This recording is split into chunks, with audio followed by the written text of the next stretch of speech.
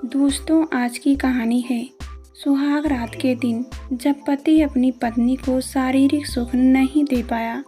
कहानी पसंद आए तो वीडियो को लाइक और सब्सक्राइब जरूर करना।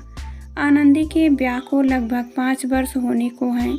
आनंदी सुशील, मृदुभाषी, गृह कार्य में दक्ष और पूरे परिवार का कुशलतापूर्वक ध्यान रखने वाली, सारे गुणों से परिपूर्ण एक कुशल गृहिणी है।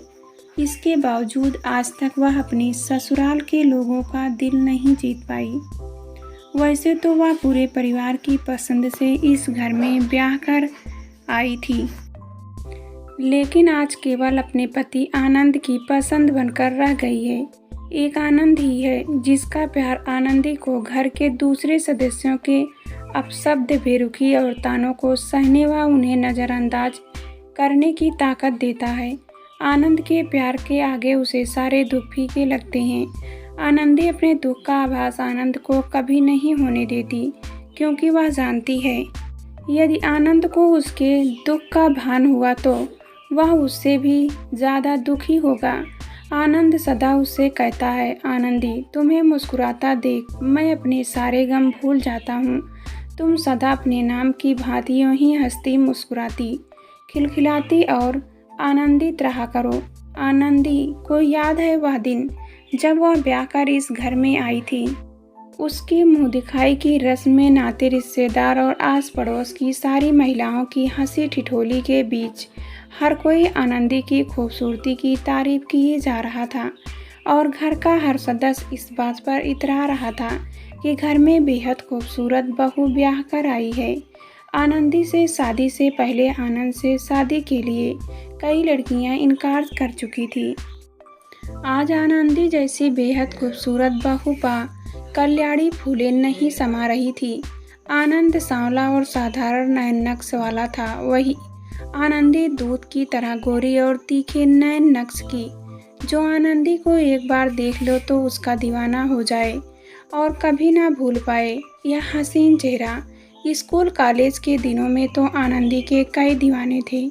मोहल्ले से लेकर कॉलेज तक हर कोई आनंदी को पाना चाहता था। हर किसी की आंखों में आनंदी की खूबसूरती का नशा और उसके शरीर को पाने की हवस साफ झलकती थी। कभी कभी पड़ोस की चाची उसकी माँ से बातों बातों में कह जाती, अपनी आनंदी के हाथ जल्दी पीले कर दो, वरना उसकी खूबसूरती की वजह से कभी कोई उच्चनीच हो गई तो उसके मुंह दिखाने के लायक नहीं रहोगी। यह सब सुन आनंदी की माँ के माथे पर चिंता की लकीरें खिंच जाती और आनंदी को उसकी खूबसूरती बेमानी लगने लगती। इसी हंसी ठिठोली के बीच सासू माँ की एक सहेली ने कहा, कल्याणी, तेरी बहू तो चाँद है चाँद। उस पर सासू माँ अपनी भौहें मटकाती और थोड़ा इतराती हुई बोली, चाँद में दाग होता है, मेरी बहू बेदाग है, लाखों में एक है मेरी बहू। ऐसा कहती हुई सासू माँ ने अपनी आँखों से काजल निकाल आनंदी के कानों के पीछे लगा दिया। सासू माँ का प्यार देख आनंदी मन ही मन प्रकृति का धन्यवाद करने लगी कि उसे इतना प्यार करने वाला परिवार मिला है। इसी दौरान कुछ ही देर में एक बुजुर्ग महिला के आने पर जब आनंदी ने उस महिला के पैर छुए तो वह आशीष देती हुई बोली, दूधो नहाओ पूतो फलो। फिर आगे बोली, बहू रानी, अब जल्दी से इस घर को एक वारिस दे दो। इस बात पर तो जैसे सासू माँ की खुशी का ठिकाना ही नहीं रहा और वह हंसती हुई बोली, अरे मौसी, आपके आशीर्वाद से तो मैं जल्दी ही दादी बन जाऊंगी। जैसे ही आनंदी के कानों में ये शब्द पड़े वह बेचैन हो उठी और उसे हर्ष व उल्लास का यह मौका बोझिल लगने लगा। कुछ समय तक सब ठीक चलता रहा। घर के सभी सदस्यों से आनंदी को भरपूर प्यार मिलता रहा, लेकिन सबके प्यार में कुछ न कुछ स्वार्थ छिपा था। हर रिश्ता कुछ न कुछ मांग रहा था। सासू माँ अक्सर आनंदी से दबी आवाज़ में धीरे से पूछती, खट्टा खाने का मन तो नहीं? इस सवाल पर आनंदी थोड़ा असहज और दुखी हो जाती। जवाब में हल्के से सिर नहीं में हिला देती। साल दर साल धीमी आवाज़ बढ़ती हुई तेज आवाज़ में तब्दील हो गई और फिर ताने भी घर के अन्य सदस्यों के बीच जब आनंद की दूसरी शादी की फुसफुसाहट शुरू होने लगी, इन सब से बेखबर आनंदी पर निस्वार्थ प्रेम लुटाए जा रहा था। आज रविवार का दिन है, आनंद की छुट्टी है, घर पर सभी सदस्य हैं। आनंद और आनंदी माँ से कुछ कहना चाहते हैं, लेकिन माँ और घर के अन्य सदस्य किसी दूसरे कार्य में व्यस्त हैं। सभी के क्रियाकलापों से ऐसा लग रहा है मानो घर पर खास मेहमान आने वाले हैं। इस बात की जानकारी न तो आनंदी को है और न ही आनंद को। तभी माँ आनंद को संबोधित करती हुई बोली, आनंद, अभी तुम घर पर ही रहना, कहीं जाना मत। आनंद ने प्रश्न किया, माँ, क्या मेरा रहना जरूरी है? इस पर माँ झुंझलाती हुई बोली, जरूरी है, तभी तो कह रही हूँ। निर्धारित समय पर आगंतुक आ पहुँचे। उनके आदर सत्कार का सिलसिला शुरू हुआ। तभी आनंदी चाय नाश्ता लेकर पहुँची। उसे देखते ही अतिथि में से एक महिला, जो साथ आई लड़की की माँ थी, बोली, देखिए कल्याणी जी, मैं अपनी बेटी की शादी आपके बेटे आनंद से तभी करूँगी जब आपका बेटा अपनी पहली पत्नी से तलाक लेगा। इस बात पर कल्याणी आगंतुक महिला को आश्वस्त करती हुई बोली, आप चिंता ना करें, मेरा बेटा वही करेगा जो मैं चाहूँगी।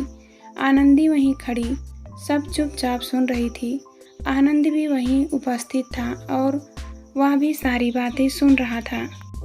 अचानक आनंद माँ की ओर देखते हुए बोला, हाँ माँ, क्यों नहीं, मैं बिल्कुल वही करूँगा जो आप चाहेंगी। यह सुनते ही आनंदी के पैरों तले ज़मीन खिसक गई। उसकी आंखें डबडबा आ गई। वह सोचने लगी, क्या वही आनंद है जिससे उसकी 5 मिनट की पहली मुलाकात में ही उसके मन में आनंद के लिए प्यार जगा गया। आनंद की वह बेबाक सच्चाई बयां करने का आनंद, जिसने आनंदी का दिल जीत लिया और जिसकी वजह से वह इस शादी के लिए हाँ कर बैठी। तभी आनंदी के कानों में आनंद के ये शब्द पड़े, मैं आप सभी को एक सच्चाई बताना चाहूँगा। ऐसा कहते हुए आनंद कोने में खड़ी आनंदी को खींचते हुए सबके सामने लाकर बोला, ये जो आप सबके सामने खड़ी है, ये कभी माँ नहीं बन सकती, लेकिन मैं पिता नहीं बन सकता, क्योंकि कमी इसमें नहीं मुझ में है। और यह सब जानते हुए भी इसने मुझे स्वीकार किया है। यह चाहती है तो बाकी लड़कियों की तरह मुझे अस्वीकार कर सकती थी, लेकिन इसने ऐसा नहीं किया। आप लोगों को क्या लगता है जिन लड़कियों ने मुझसे शादी से इनकार किया, वे मेरे साधारण नयनरस की वजह से था? नहीं, उन्होंने मुझसे शादी इसलिए नहीं की क्योंकि मैं उन्हें पहले ही बता देता कि मैं उन्हें वह सुख नहीं दे पाऊँगा जिसकी वे कामना रखती हैं। लेकिन इसने मुझे मेरी कमियों के साथ स्वीकार किया। इसने मेरी भावनाओं को समझा। इसे पता है शादी केवल 2 जिस्मों का मेल नहीं, 2 परिवारों का भी मेल है। आनंद अपनी माँ की ओर देखते हुए बोला, माँ, तुम तो एक नारी हो, तुम्हें क्या लगता है हर वक्त हर परिस्थिति में केवल नारी ही जिम्मेदार होती है? माँ, अब तुम बताओ, क्या मुझे आनंदी को इस बात के लिए तलाक देना चाहिए कि वह अपने सुख की परवाह किए बगैर मेरा साथ चुपचाप निभाती रहे? आनंद के मुख से यह सब सुनकर सभी शांत हो गए। जैसे भयानक तूफान के बाद सब शांत हो जाता है। घर के सभी लोगों के चेहरे पर अब पश्चाताप साफ नजर आ रहा था। सासू माँ की आंखों में भी आनंदी की क्षमा याचना के भाव साफ झलक रहे थे। सासू माँ कुछ कहती उससे पहले आनंदी माँ के पैरों को छूकर बोली, माँ, मैं और आनंद अनाथालय की एक बच्ची गोद लेना चाहते हैं, आपकी स्वीकृति चाहिए।